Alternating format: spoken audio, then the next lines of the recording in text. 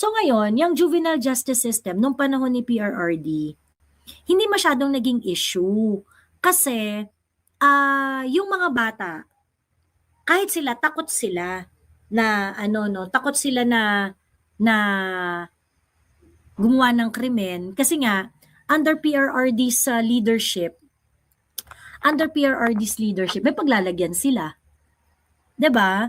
O batang adik or whatever, ganyan-ganyan, yari kayo. 'Di ba? Pagka kunwari bata kayo, nanlaban kayo sa police authority, may paglalagyan kayo sa police authority. 'Di ba? Yun yung nakakaloka. 'Di ba? Yun yung nakakaloka. So ngayon, nung panahon ni PRRD, hindi masyadong naging masigabo yung usapan. While PRRD also wanted na ma-reform na nga yung batas na yan, hindi naging highlight yung problema diyan sa juvenile justice system. Kasi nga generally okay yung law enforcement nung panahon ni PRRD eh. Ngayon, the problem is if you have a weak executive, if you have a very weak law enforcement mechanism, like what's happening right now, 'di ba? Yung mga pulis natin, di natin masyadong maasahan, yung mga tao takot, yung general feel of the population pagdating sa paggawa ng krimen, mas marami na ngayon na mas marami na ngayon hindi takot gumawa ng krimen eh. 'Di ba? And if this is the situation, yung consciousness ng mga kriminal at ng mga batang kriminal, mas chill sila gumawa ng krimen. And that is when the problem on the juvenile justice becomes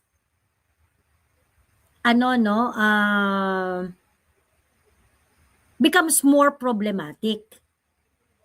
Ngayon, I think we have to acknowledge the fact na kapag ka ang law enforcement ng gobyerno natin ay mahina, etong juvenile justice system talaga na to, madadali tayo dito.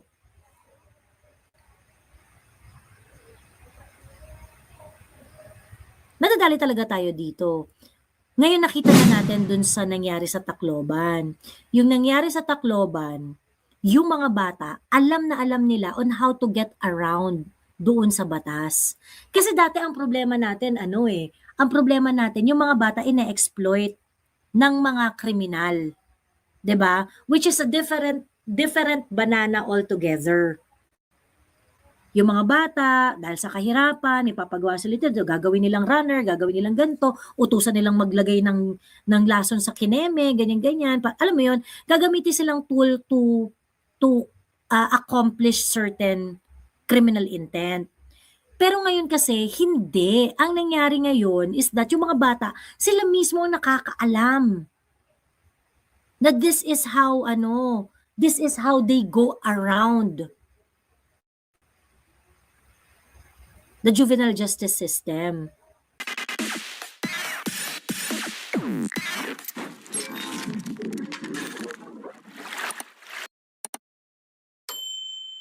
Nilait ni Kim Chiu si Raisa May, pinagtawanan nila ni Vice, kawawa naman si Raisa May. Expected sa mga uri nila, May pagka-ashulik nga kay talaga yung, napanood ba yung video? Hindi nga eh. Hindi pa nga eh. Baka kanina pa kanila tinatag-tag sa mga Raisa May at saka, teka. Parang may multo kasi na lumabas. Teka ha. May problema talaga sa ugali yan si Vice Ganda at si Kim Chiu. Oo, Raisa May and Kim. Sabay yung video na yon.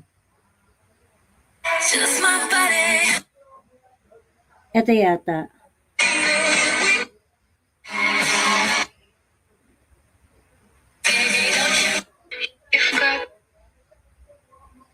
Ito.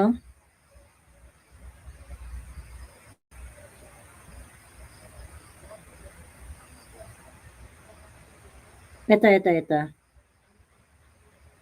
Ay, picture na lang yung lumalabas. Video. Ingatan niyo po yung paggamit ng salita dahil Ingatan niyo pa. Nag-viral ngayon si Raisa May, lahat Hindi mo kaya. May continue. Ingatan niyo po yung paggamit ng salita dahil hindi niyo po alam kung ano pong nagagawa nito sa... Gusto ko ba napaka-plastic? Ito. Ito.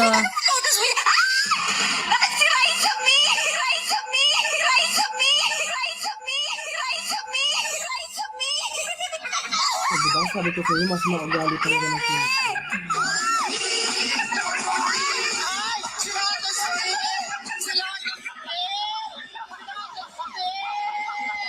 So ginawa niyang parang kinompare, yan, nilait niya basically si Raisa May na kamukha niya si Lotus Feet. Ayun. So, Na para bagang hindi siya mukhang tipaklong. na para bagang hindi lang rin siya gumanda. Dati rin naman siya pangit. 'Di ba? Ayun. Joey, pabati naman happy birthday sa asawa ko. Happy birthday sa asawa ko, Moni Malagar. Parati nanonood yun sa'yo. Kauwi lang galing work. Hello, Sir Moni Malagar. Sir Moni Malagar, parating, ayan, happy birthday po sa inyo. Salamat sa parating panonood sa ating live. At ayan, ganado na tayo. Bata pa lang si Raisa May, makikita mo na matalino siya and humble. Si Kim Chu, okay naman, maganda na rin. Pero hindi, si Kim Chu, gumanda na lang rin yan. Kasi yun yung image niya, yun yung packaging niya. I think what Kim Chu failed to understand is yung hindi naman ang packaging kay Raisa May, hindi naman yung parang hindi ganon, yung parang babatok-batukan, pangit na gagawing multo, alam mo yun, hindi naman ganon yung packaging kay Raisa May. I think yun yung nakalimutan ni Kim Chu na hello artista ka be. So sa mga artista, very very important yung packaging. Parang ang ginawa mo kay Raisa May, ginawa mo na siyang katatawanan. That's not exactly the image that Raisa May wanted to relay to her audience. So parang for her to categorize her na ay mukha lang siyang multo, ganon, or mukha lang siyang it's uncalled for. Any message kay Kim Chu? Buti na lang, Diyos me. Joey, agree ka ba na ibaba sa 13-year-old ang criminal liability sa mga minors? Sabi ni Galit sa Bading.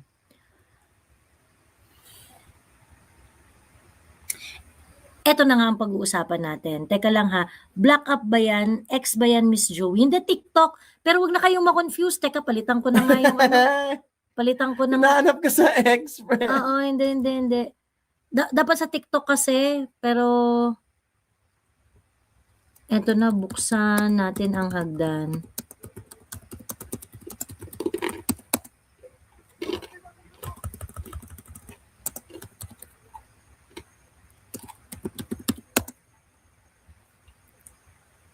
And dito na kayo sa dito na kayo sa magpunta sa YouTube. Ang hagdan ay nasa YouTube. Ayun, wag na dito sa TikTok, dito na sa YouTube. Ayan, dapat nga 10 Salamat Doc naman yan si Kim. Ayun nga, parang hello Kim Chu, of all people, ikaw pa talaga yung aarte dun sa mga ganyan. Ikaw naman, you receive a lot of assistance for you to look the way you look now. Kasi mukha ka rin naman tinapay dati. Correct. May balita Diba? ako, may chismis ako. Ano? Gusto mo ba chismis? Sige, chismis. Etong si Bakla. Bisaya rin to di ba? Taga Oo, Cebu. taga Cebu. Oo. So shooting yan si Bakla. Oo. Di ba makaibigan tayo dyan sa Oo. shooting. Nag-iinarte daw, friend. Di daw kumakain niya ng pack lunch. Ay, narinig ko yan! Alala mo? Narinig ko yan, oo. Di ba? Kaya parang hindi siya Mamaktol. bet ng mga kasi parang instead of making clear na ay hindi ako kumakain sa pack, pwede naman niya magsabi na pwede po bang humingi ng plato or yun lang naman daw ang hinihingi ng mga nagpakain sa kanya. Di ba? Nagpakain sa Pero kanya. talaga umatitude si ate mo. Ayun. Mm-mm. So, ayun. Attitude to the max. Mm-mm. Salamat Doc naman yan si Kim. Mukhang siopaw yun nung nasa PBB. Ayun nga, pero parang of all people, hindi dapat ikaw yung nagka-crush ng kapwa mo artista, especially if hindi mo naiintindihan yung image nung artista na yun. Sana wag kang padalos-dalos dun sa mga comments mo, gano'n. Maintindihan ko pa yung iba na medyo nababash-bash kay Raisa May, like yung mga yung mga audience, yung mga normal na tao na hindi naiintindihan yung kalakaran sa showbiz. Pero si Kim Chiu talaga ba? Kim, ikaw very very rigid yung packaging sa iyo eh. 'Di ba? Kaya nga 'di ba sobrang modified na ng itsura mo. Hindi naman ganyan. Ayan, hello, I'm back. Thank you, thank you. Thank you, thank you. Pasensya na ha. Nawawala dun sa YT dahil mahina ang internation. Ayan. Nagka-issue sa connection yung laptop ni Joey sa wifi nun sa villa ata. Oo nga eh. Sige lang po, bawal lumabas. Kayo po, Ma'am Joey, pwede pong lumabasan na po kayo.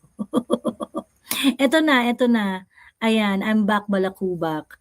Ayun, okay. So, ano yung issue dun kay Mikey Anderson? Ano? Na nanipa. Nanipa ng? But this happened 3 years ago. Nanipa siya sa? Violent. Violent. Breaking news, Maxi under fire after alleged kicking incident goes viral. So, luma na siya na act. Luma. Tapos siya, pink siya. Meron akong rich eh. Pink siya. Sikat siya na drag queen sa O-Bar. So, Okay. sikat-sikat talaga siya. Oo. Tapos public apology siya. Ako, mag-sorry na ako. Gwapo-gwapo yan. Siya si J-Vote Galang. Nalala mo yung sa Willie Revillame, yung bata na baklang-bakla na pinakanta ni Willie Revillame. Siya yun. Okay. Siya yun. So ngayon, binabanatan siya ng mga Lahat. ng lahat. Ng both colors in the political world. Well, you don't see people for, You don't kick. 3 years ago pa yun, pero ngayon lang nag-viral. Yung sinipa niya ay hindi yun ang totoong sumabunod sa kanya na pagkamalan. Okay. Siya po nanalo sa Drag Race PH Season 3. So, dahil ba nanalo siya, kaya lumabas yung issue niya sa paninipa? Hindi, matagal na. Matagal na nanalo. Matagal na siya nanalo. Doon siya sumikat. So ba, Sikat na talaga siya. so okay, so nung nanipa siya, winner na siya? Hindi rin? Hindi rin. Hindi pa din. Ito siya dati. Okay. Huwag ka muna manganganak bukas na umaga. Naalala mo Okay, siya? oo. Trending siya. Tapos siya yung kumanta ngayon ng sikat na song na yun. Oo. Halika na. Mm. Na. Sikat na sikat. So ngayon, ang ending, sikat nga. May hate train siya ngayon. Yes. Nag-apologize naman na. Nag-apologize. Sabi niya 3 Nag-apologize na years siya. ago pa daw yun na video. Oo. Chuchu, ganyan. Tumatatag ang braso mo, Miss Joey, kaka-jujitsu yan. Tumatatag. Hindi. Laki lang yung t-shirt ko. Ayan.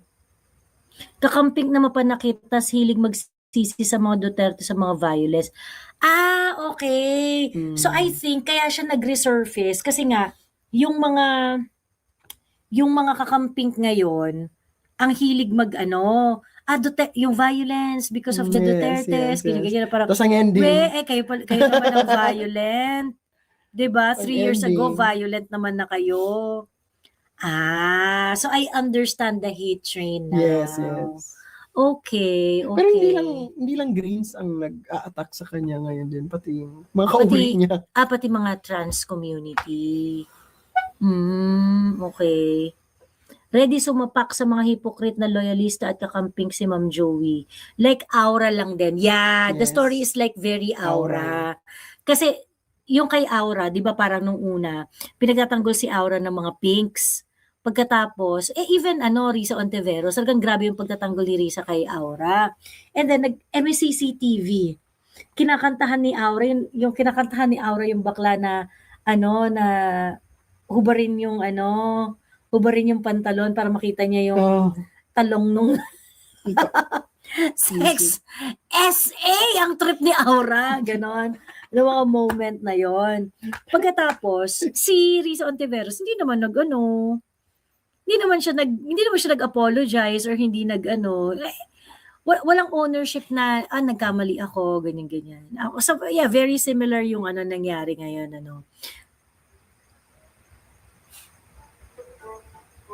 Ayan, hello Ma'am Alminda Silveo.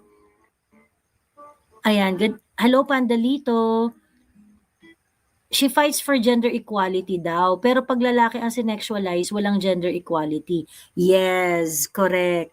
Madam, nakita mo yung post ko sa MOOE group about sa dami ng reklamo kay Angara Now. Miss nila si VP Sara, sabi ni James. Yeah, I heard about it. Joey, bait ng mga DDS, pinakain nila ang ibang realista.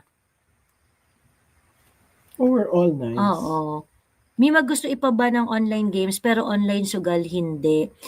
Actually, there is a satire page. Okay, maghunus dili kayo doon sa pagpapakalat niyan. Kasi, to be fair kay Risa, I don't think yung idea na ipaban yung mga online gaming came from her. Okay? To be fair dito kay Risa Ontiveros.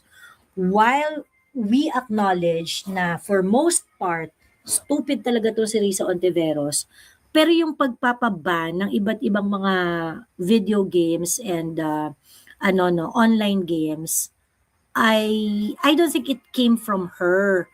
Ang nangyari nun is that merong satire page na nagpapakalat na ipapaban daw ang mga certain online para mga violent video games.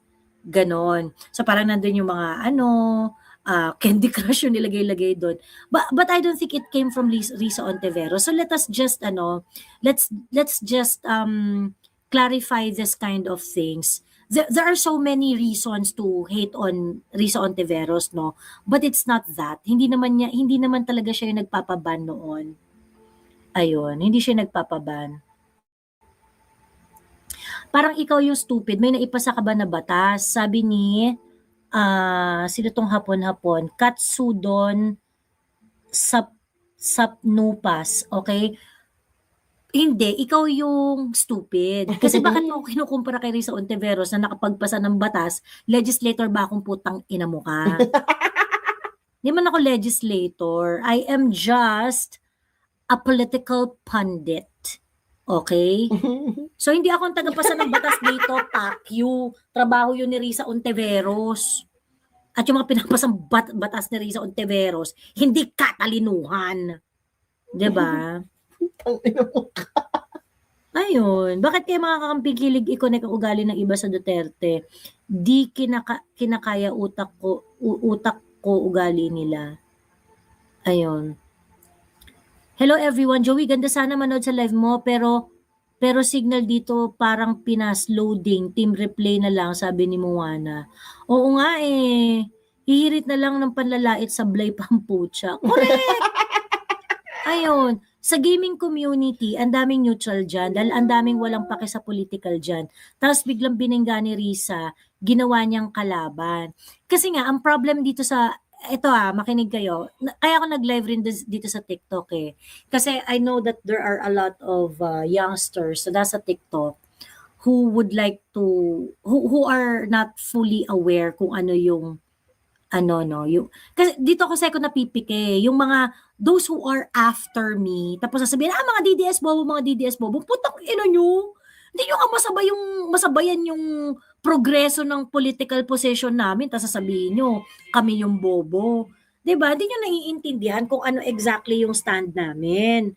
So, sana man lang, bago kayo magsabi na yung mga DDS talaga, fanatic, bobo, whatsoever, kineso, ganyan. Magtigil kayo. Kami matagal na namin na-figure out na bobo si Risa. Kayo ngayon nyo palang nare-realize na bobo si Risa kasi tinatamaan yung video games. 'Di ba? Tinatamaan yung mga video games. Madam, what's your thoughts about juvenile and what about sa shooting dito sa Tacloban, sabi ni Gemini. I think there is a serious problem talaga with the existing law.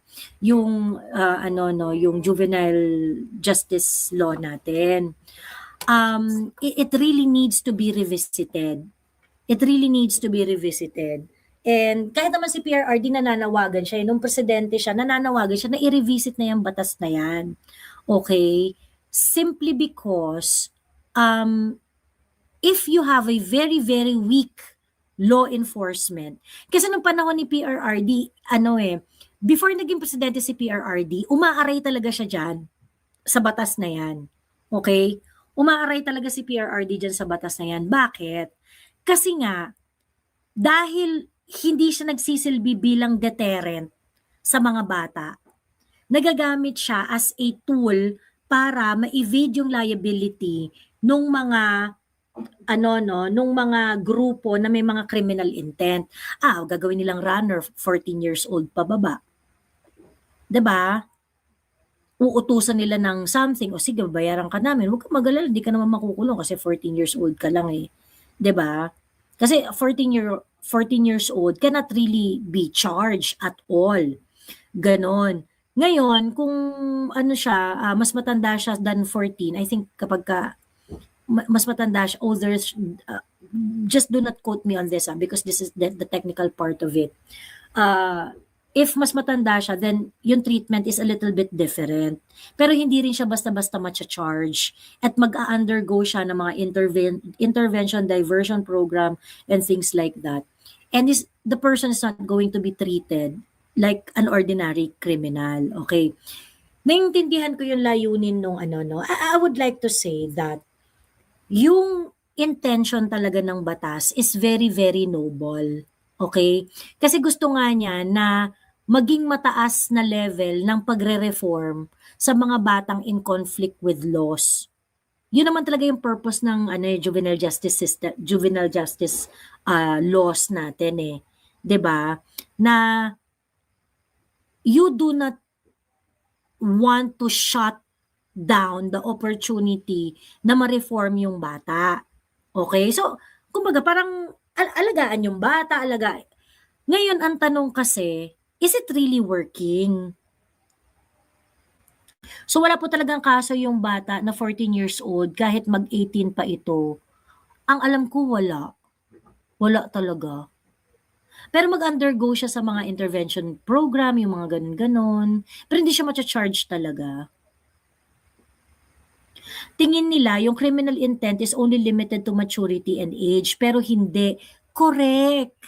I think ang hindi kasi naiintindihan dito is that yung juvenile justice system natin assumes that young children are not capable of doing criminal things.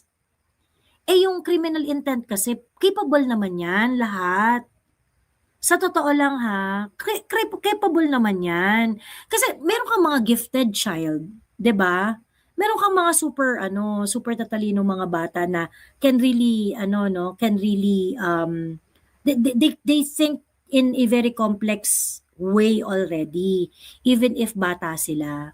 So they would know how to manipulate things and But of course, syempre dahil bata nga yan, ang gusto natin is ang gusto ng batas is hindi siya tratuhin na ordinary criminal kasi umaasa. The law is hoping na mare-repair pa yung bata, mare-reform pa yung bata. I think ang hope hindi dapat nile-legislate. I really think na ang hope hindi siya nile-legislate. That is the part where yung laws natin is mistaken. Kasi bakit mo nile-legislate yung hope? Bakit mo nile-legislate yung pag-asa? 'Di ba? Dapat hindi ganoon. I think it should be the reverse. Kasi unang-una, kaya ka nagkakaroon ng batas ay dahil major part of it is for it to serve as a deterrence. Okay. Balik lang ako dun sa panahon ni PRRD.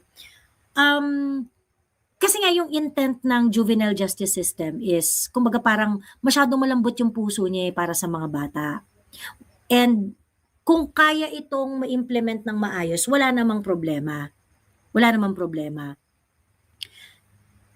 Nung hindi pa presidente si PRRD, nirereklamo niya na yan. Yung juvenile justice na yan. Kasi parang, ang nangyayari nga is, nagagamit yung mga bata. Maraming mga bata na supposedly dapat, alam mo yan, yung preventable naman yung pagkasali nila sa mga criminal activities. Pero na-exploit sila kasi nga nakikita yung loophole ng batas na yun.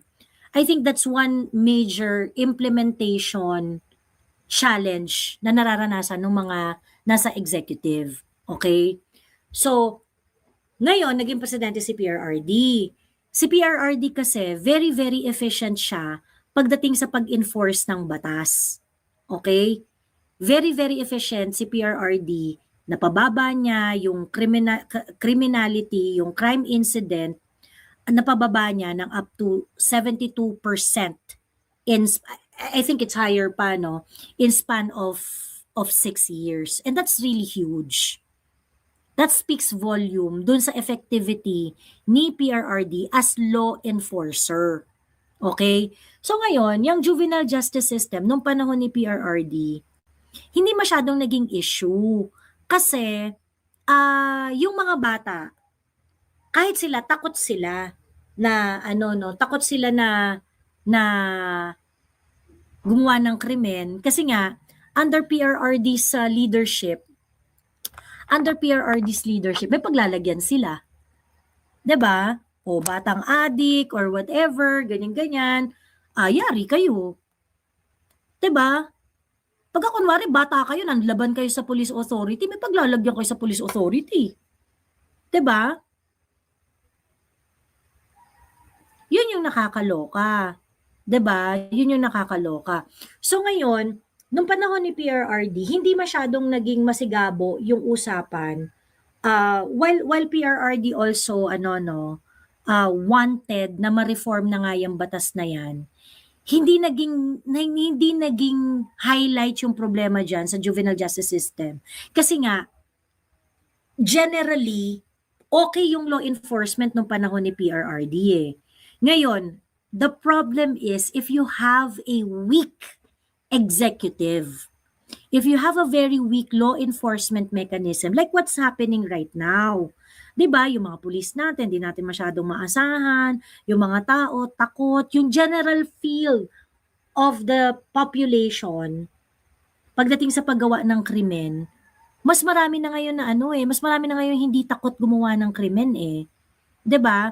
And if this is the situation, yung consciousness ng mga kriminal at ng mga batang kriminal, mas chill sila gumawa ng krimen. And that is when the problem on the juvenile justice becomes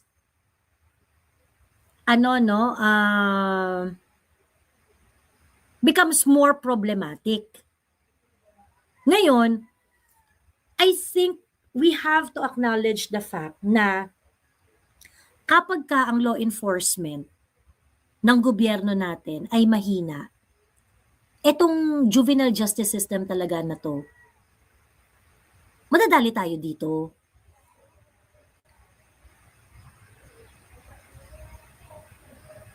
Madadali talaga tayo dito.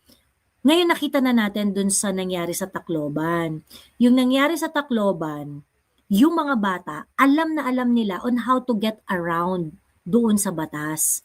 Kasi dati ang problema natin, ang problema natin, yung mga bata ina-exploit ng mga kriminal. 'Di ba? Which is a different banana altogether. Yung mga bata, dahil sa kahirapan, ipapagawa sila ito, gagawin nilang runner, gagawin nilang ganito, utusan nilang maglagay ng lason sa kineme, ganyan-ganyan. Alam mo yun, gagamitin silang tool to accomplish certain criminal intent. Pero ngayon kasi, hindi. Ang nangyari ngayon is that yung mga bata, sila mismo nakakaalam na this is how they go around the juvenile justice system. Ayun. Sabi ni Sarah Bura, ano ba naman pangalan tong potang ina na to? Ano ba yan? Ma-against ka ba o support ka sa aktivista? Sabi ni Sara Duterte. The question is stupid. Okay? Against ka ba o support ka sa aktivista? Depende. Pag aktivista ka, ang susuportahan mo yung advocacy. Hindi yung fact ng pagiging aktivista niya. Okay? Kunwari aktivista ka, ano ba yung advocacy ng pagiging aktivista mo? Then that is when you're going to agree or not agree with that activist. Okay? Pag aktivista ka lang per se, anong pinaglalaban mo muna? 'Di ba? Kung yung pinaglalaban mo, yun rin ang pinaglalaban ko, di support ako sa iyo. Kung ang pinaglalaban mo, iba sa pinaglalaban ko, kahit aktivista ka, di kita susuportahan. Ayus-ayusin ang tanong.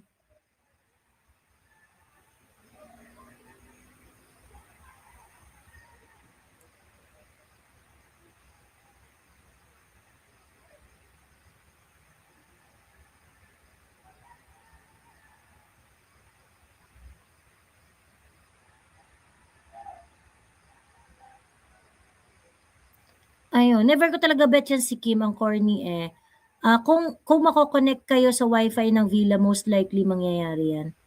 Miss Joey, alam mo ba ang issue tungkol sa kakamping... Ay, teka, sorry. What can you say that PRRD promotes culture of impunity? Kasi okay lang pumatay dati under his term. You are lying, Jay. Hindi naman totoo na okay lang pumatay nung panahon niya eh. Kayo lang yung nagsasabi niya na okay lang pumatay nung panahon ni PRRD. Huwag kayong sinungaling. Hello Aljuno. Yes, shout out sa'yo. Ayan, huwag po tayong mag-spam. Okay?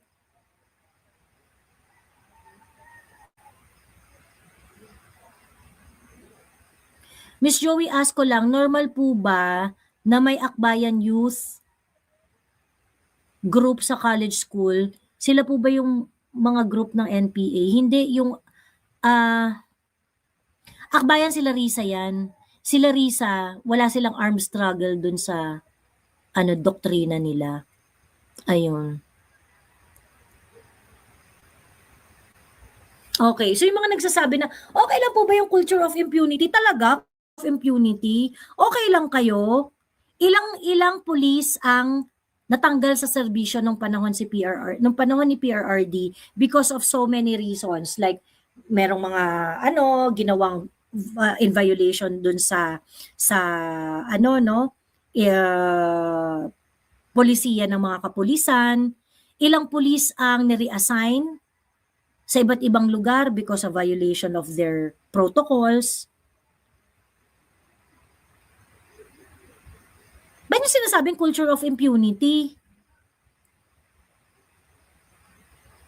Na okay lang pumatay. Walang nagsabing okay lang ang pumatay.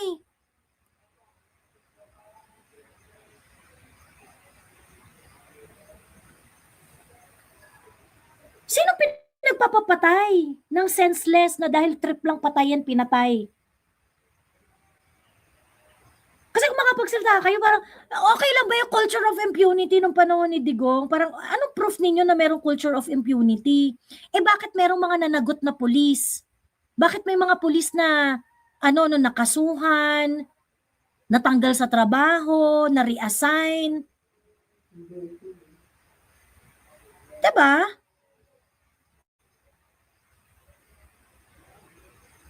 Ano mga pinagsasabi ninyo? Kayo yata yung baliw kayo eh. Pagkatapos parang, ay hindi, suportado kayo kay Digong kasi so ibig sabihin suportado rin kayo sa pagpatay. No, that's not what Digong stand for. That's not what he stood for. What he stood for is labanan ang mga kriminalidad, mga kriminal, sindikato for the safety and security of ordinary Filipinos. Naintindihan naman yun ng mga Pilipino, kaya nga nung bumaba siya, 81% ang satisfaction rating niya eh.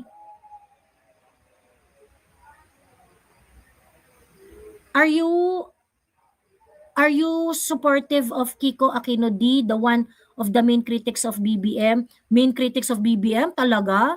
Kiko D, he is protecting BBM administration. Huwag tayo maglokohan dito.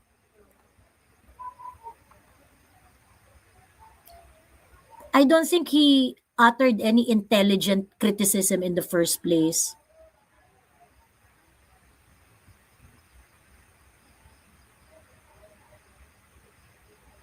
Ayun. Kaya hindi lahat ng kakamshit matalino, yung iba nakasuyop, sabi ni Forbidden. Ayun. Higit sa lahat nakulong yung mga pumatay kay Kian. Correct.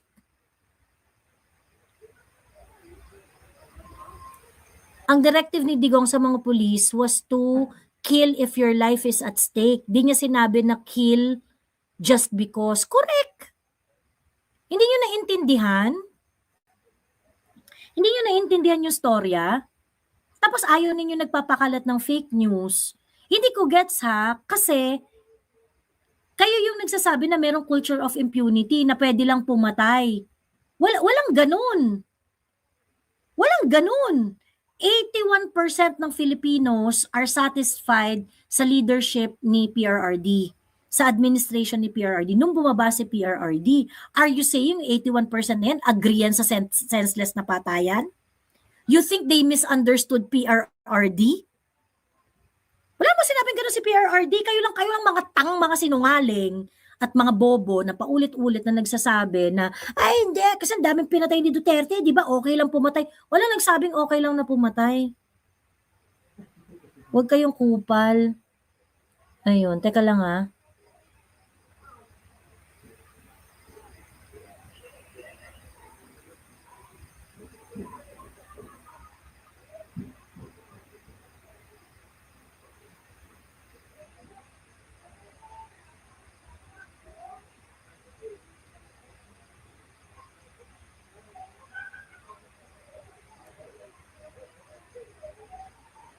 I remember one time pinagtatanggol mo pa si BBM, Ate Joey, sabi ni Ruel. Kasi tinatanong niyo ako bakit si BBM ang iboboto ko.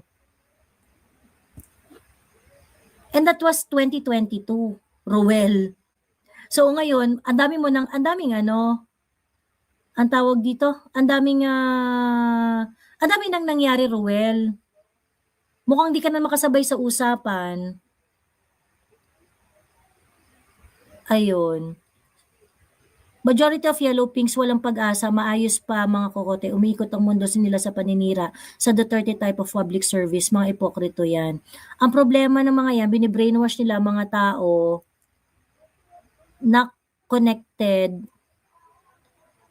na tao to connect impunities to PRRD kahit out of bounds na yung talagang intent ng matanda. Alam nilang PRRD is talking to criminals eh. Yeah. And they try to make it appear as if everyone, senseless killing talaga to. 'Di ba? Na parang kahit sino lang papatayin, kineso, ganyan-ganyan. Parang kahit sino na lang, eme, ganyan-ganyan.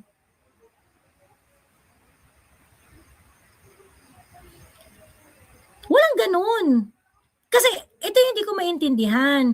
If you are saying na ganyan yung leadership ni PRRD, bakit 81% yung nag-agree sa kanya nung bumaba siya sa administration? 81% ang satisfaction rating ni PRRD nung bumaba siya.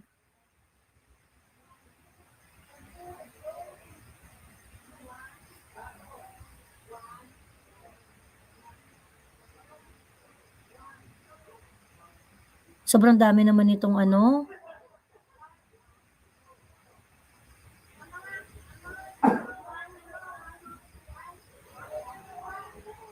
Yung mga bastos yung pangalan, automatic block. Automatic block yung mga bastos ang pangalan,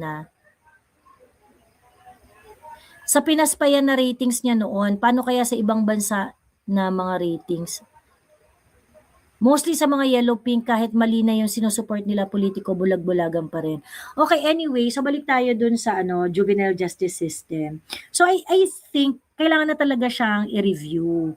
Kailangan na talaga siyang, kasi yung nangyari dun sa Tacloban, yung mere fact na, kasi ito yung mga sinasabi ng mga pulis ng mga law enforcement. Kaya nga di ba pagka tinanong yung law enforcement, sabi gano'n, would you like to reduce the age of criminal liability? So for them, kailangan daw 12 years old daw. para sa police. Yun yung stand, no, when they were when they were asked about it, sinabi nila 12. Actually ako sa totoo lang,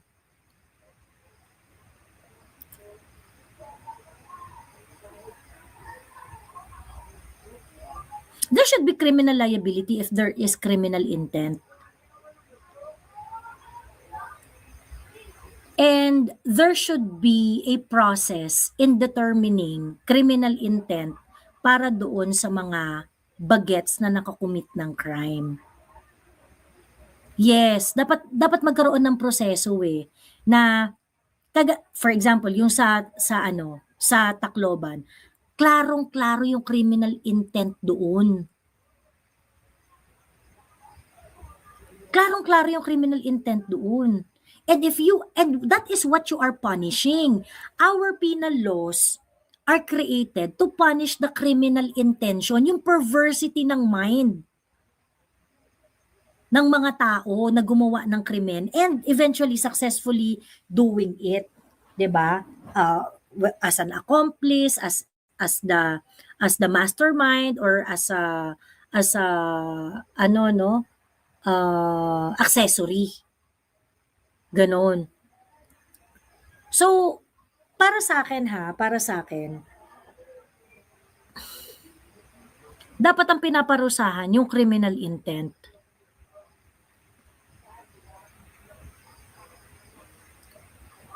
Kung ang age nung, I think dapat nga 9 years old Oo. Kung 9 years old siya, kaso nakaka-discern siya. And I think there is a psychological way to determine whether yung faculty ng isip ng bata is capable of discernment.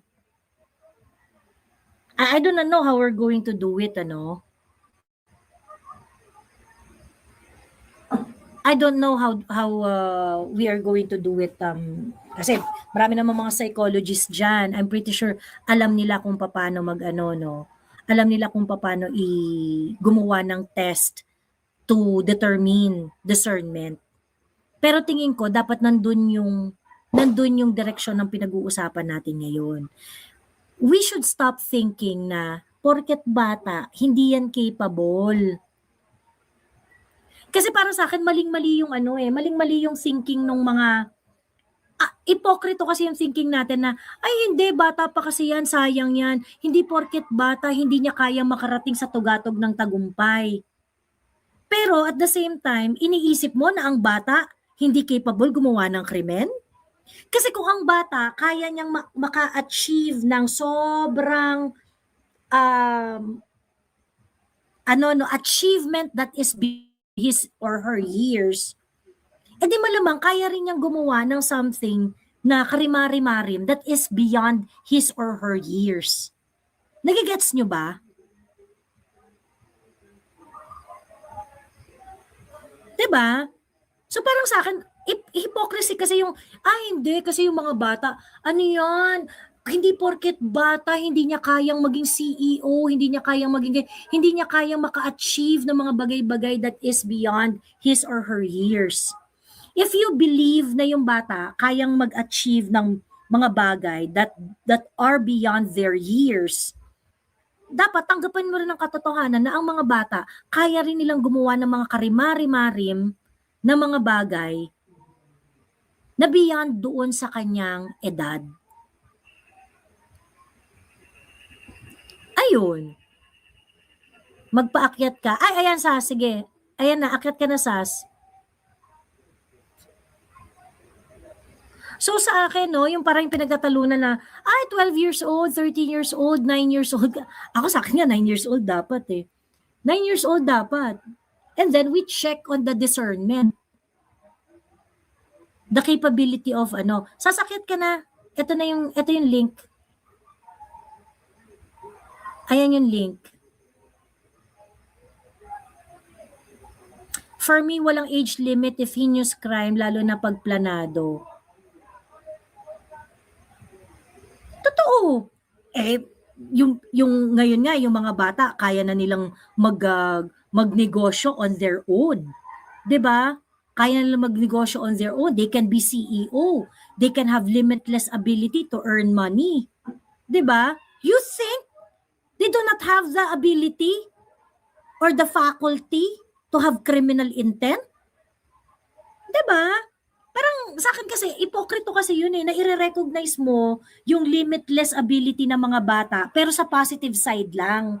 Yung sa negative side, ayaw nating i-recognize. Ganon. Nakakaloka lang na ang ipokrito lang nung ganong way of thinking. I think kapag ka-proven na this kid did not act with discernment, siguro dun pa lang dapat siya dalhin doon sa mga intervention program, diversion program, kineso-kineso, ganyan-ganyan. But once an act is done, there should be consequences. Meron dapat severe consequences. Ang problema dun sa batas kasi natin ngayon, it has very, very limited, almost no consequence. 'Di ba? Kaya nga ang tatapang ng mga bata, kaya nga ang tatapang ng mga nagbangbang dun sa Tacloban 'di ba? Ayun, ginamit pang mga bugulang sa runner, mga minor as runner sa walang criminal liability.